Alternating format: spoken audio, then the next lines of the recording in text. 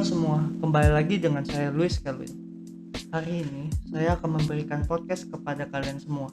Podcast hari ini akan membahas beberapa topik, yaitu apa itu kepemimpinan, lalu tipe-tipe kepemimpinan yang sering dipakai, mengapa tipe kepemimpinan laissez-faire merupakan salah satu tipe kepemimpinan yang baik untuk digunakan dalam situasi pandemik, dan contoh pemimpin yang menggunakan laissez-faire ini. Tanpa basa-basi lagi, langsung kita ke topik pertama. Pertama adalah, apa itu kepemimpinan? Dilansir dari buku Teori-Teori Manajemen Sumber Daya Manusia yang dibuat oleh Muhammad Busrow, kepemimpinan adalah suatu proses memengaruhi orang lain sehingga orang lain tersebut dengan sukarela mau melaksanakan kegiatan bersama dalam rangkai mencapai tujuan yang telah ditentukan. Menurut seorang ahli bernama Filippo, pada tahun 1987, gaya kepemimpinan juga dapat didefinisikan sebagai pola tingkah laku yang dirancang untuk mengintegrasikan tujuan organisasi dengan tujuan individu untuk mencapai suatu tujuan tertentu.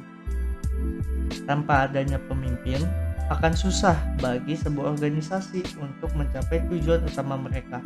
Maka dari itu, pemimpin diharapkan mampu membawa orang-orang yang dipimpinnya untuk melalui jalan tepat dalam mengejar impian bersama. Dalam kepemimpinan ini, terdapat banyak aspek penting yang harus diperhatikan bagi para pemimpin. Yang pertama merupakan pemimpin harus melibatkan orang lain. Yang dimaksud dari orang lain di sini merupakan anggota, pengikut, ataupun pekerja dalam suatu organisasi tersebut. Kesediaan anggota kelompok dalam menerima arahan pemimpin dapat membantu menegaskan suatu pemimpin dan memungkinkan terjadinya proses kepemimpinan. Aspek penting kedua merupakan kepemimpinan harus mencakup distribusi kekuasaan yang tidak sama di antara pemimpin dan anggota kelompok. Apa yang dimaksud dari hal tersebut? Yang dimaksud adalah dalam aspek tersebut merupakan kekuasaan yang dimiliki oleh seorang pemimpin biasanya digunakan untuk mempengaruhi perilaku anggota kelompok melalui sejumlah cara. Pada dasarnya, para pemimpin mempengaruhi para anggota kelompok untuk melakukan pengorbanan pribadi demi tujuan organisasi.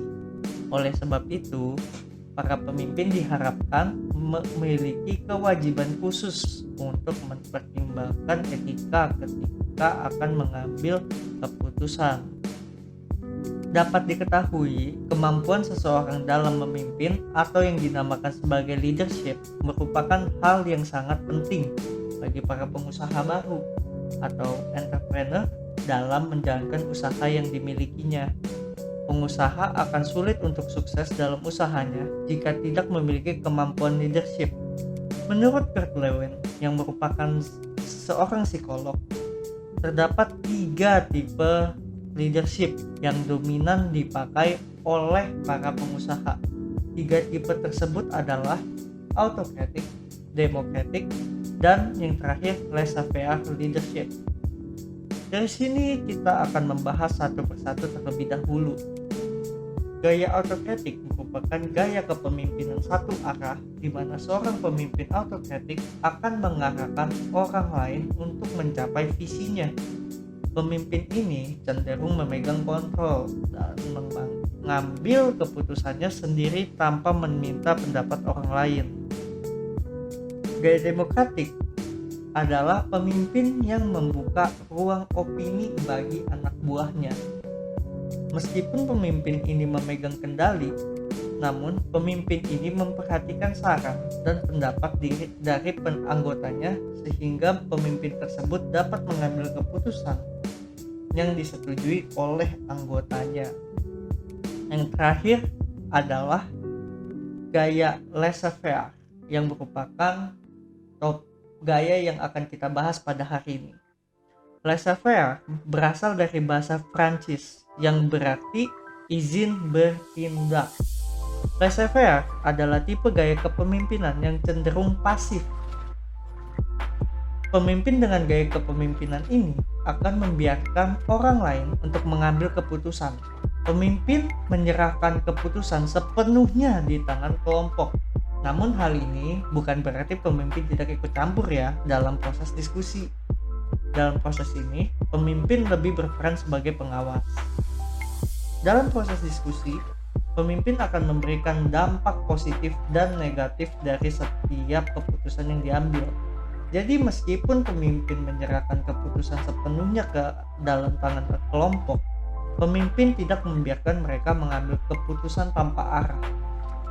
Lanjut ke pertanyaan kedua, yaitu mengapa tipe kepemimpinan laissez-faire merupakan salah satu tipe kepemimpinan yang baik untuk digunakan dalam situasi pandemi.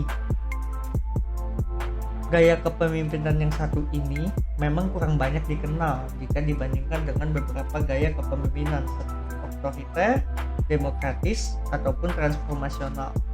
Namun bukan berarti tidak banyak yang menganut gaya seperti ini. Pada dasarnya, pemimpin laissez-faire adalah sosok pemimpin yang memberikan kebebasan yang besar kepada setiap orang yang dipimpinnya, baik dalam melakukan pekerjaan ataupun dalam pengambilan keputusan penting sekalipun.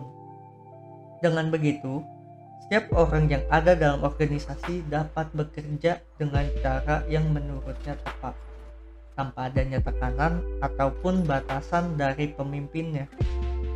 Pasalnya, pemimpin hanya akan berpartisipasi yang sangat sedikit dalam hal seperti ini. Bahkan, dalam beberapa kasus, pemimpin tidak akan ikut terlibat dalam menentukan tugas-tugas yang harus dilakukan oleh bawahannya. Yang berarti mereka secara bebas dapat memilih tugas mana yang hendak dilakukan. Bahkan saat memberikan komentar sekalipun, pemimpin tidak pernah bermaksud untuk mengatur atau menilai bawahannya. Terdapat 3 ciri dari pemimpin yang menggunakan gaya kepemimpinan laissez-faire, yaitu yang pertama, pemimpin membiarkan bawahannya untuk mengatur dirinya sendiri. Yang kedua merupakan pemimpin hanya menentukan kebijaksanaan dan tujuan umum. Yang ketiga, bawahan dapat mengambil keputusan yang relevan untuk mencapai tujuan dalam segala hal yang mereka anggap cocok. Kembali lagi kepada pertanyaan tadi, yaitu mengapa tipe kepemimpinan laissez-faire merupakan salah satu tipe kepemimpinan yang baik untuk digunakan dalam situasi pandemi. Dengan menggunakan tipe kepemimpinan ini, anggota dalam suatu perusahaan ataupun organisasi akan memiliki motivasi yang tinggi dikarenakan anggota dalam sebuah organisasi tersebut dapat melakukan tugasnya yang telah ditujukan dengan idenya sendiri dan cara pikirnya sendiri. Selain itu, lingkungan kerja yang dibuat akan lebih kreatif dibandingkan tipe kepemimpinan yang lain, sehingga akan muncul inovasi-inovasi baru yang dapat menyelesaikan masalah. Mengetahui keuntungan tersebut, dapat dibayangkan bahwa masalah-masalah yang muncul dalam pandemi akan lebih mudah teratasi karena banyaknya ide-ide yang muncul dari anggota organisasi tersebut. Oke, next kita lanjut ke topik terakhir, yaitu contoh pemimpin yang menggunakan laissez-faire ini. Pasti dari kalian semua sudah tahu dong apa itu Traveloka. Di sini saya akan bahas tentang perusahaan PT Trinusa Travelindo atau yang lebih sering kita kenal sebagai Traveloka dan pemimpinnya yang bernama Ferry Munardi. Traveloka adalah perusahaan yang menyediakan layanan pemesanan tiket pesawat dan hotel secara daring dengan fokus perjalanan domestik di Indonesia. Traveloka yang merupakan salah satu perusahaan rintisan atau yang dimaksud dengan startup berstatus unicorn asal Indonesia ini mengembangkan layanannya pada pemesanan tiket kereta api, bus, pesawat, penyewaan mobil, hingga aktivitas wisata dan juga tempat tinggal seperti hotel atau penginapan. Sejak tahun 2015, Traveloka mulai berekspansi ke sejumlah negara di Asia Tenggara, seperti Singapura, Malaysia, Vietnam, Thailand, dan juga Filipina. Kesuksesan dari Traveloka menjadi perusahaan besar tidak terlepas dari peran Ferry Unardi yang menerapkan gaya kepemimpinan laissez-faire ini. Traveloka yang dulu tidak sangat berbeda dengan Traveloka yang kita lihat sekarang. Dulu Traveloka hanya sebuah situs untuk membandingkan harga tiket antar maskapai. Jadi contohnya antara Garuda dengan Lion Air atau dengan maskapai yang lainnya. Seiring berjalannya waktu, Traveloka berkembang tahap demi tahap hingga menjadi one stop booking. Yang dimaksud dari one stop booking adalah di mana booking dapat terjadi dalam sebuah aplikasi tanpa harus menggunakan platform lain. Hal tersebut tak terlepas dari peran Ferry Unardi yang pantang menyerah dalam mencari pendanaan. Ferry menggandeng East Venture yang merupakan perusahaan modal yang berbasis pendanaan di Tokyo, Singapura, dan Jakarta. Selang setahun kemudian, dia berhasil mendapatkan modal dari perusahaan modal Ventura asal Jerman. Tidak sampai di situ, dengan pendanaan dari perusahaan besar, Traveloka perlu berkembang untuk bersaing dengan produk sejenis. Tidak cukup pantang menyerah, Ferry Unardi juga menerapkan kepemimpinan laissez-faire ini. Dengan kepemimpinan yang terbuka seperti laissez-faire, Ferry Unardi yakin akan melahirkan kreativitas-kreativitas tanpa batas dari para karyawannya. Pasalnya, dengan mengunjung keterbukaan dan memberikan kebebasan kepada individu, akan bertampak pada lahirnya ide-ide terbaik yang berinovatif tentunya. Keren banget kan Bapak Ferry Unardi ini. Selanjutnya kita akan bahas tentang apa sih strategi-strategi Traveloka dalam menghadapi pandemi ini. Mengetahui adanya pandemi, Traveloka memunculkan strategi-strategi baru untuk menghadapinya. Salah satunya yang paling terkenal yang pasti kalian tahu adalah Traveloka Eats. Tapi sebelum kita bahas ke fitur-fitur aplikasi, kita akan bahas dulu strategi awal dalam Traveloka menghadapi pandemi ini. Traveloka mengambil strategi yaitu melakukan investasi kepada startup-startup baru. Traveloka berpartisipasi dalam putaran pendanaan Circle yang mengeluarkan dana sebanyak 36 juta US dollar. Investasi ini dipimpin oleh East Venture Growth Fund dan Saratoga Investama Sedaya, lalu diikuti oleh Sinar Mas Lab.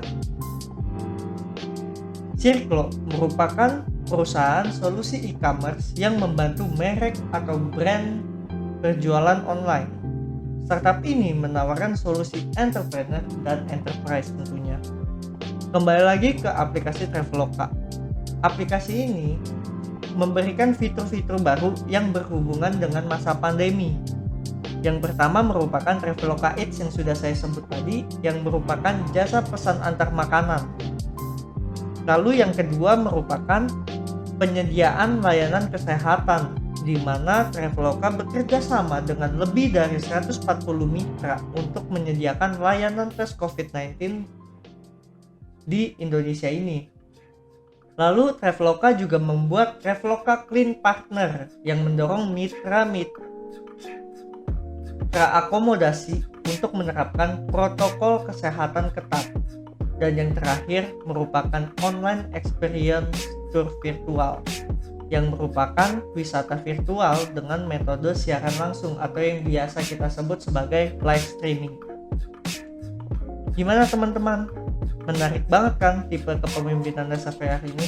Bisa kita simpulkan bahwa laissez-faire ini sangat bagus dipakai karena Traveloka saja sudah berhasil dalam memakai tipe kepemimpinan ini dan memunculkan banyak fitur-fitur baru yang berhasil untuk menghadapi pandemi ini. Terima kasih buat semuanya yang udah nonton. Jangan lupa like, comment, dan subscribe ya. See you on the next video.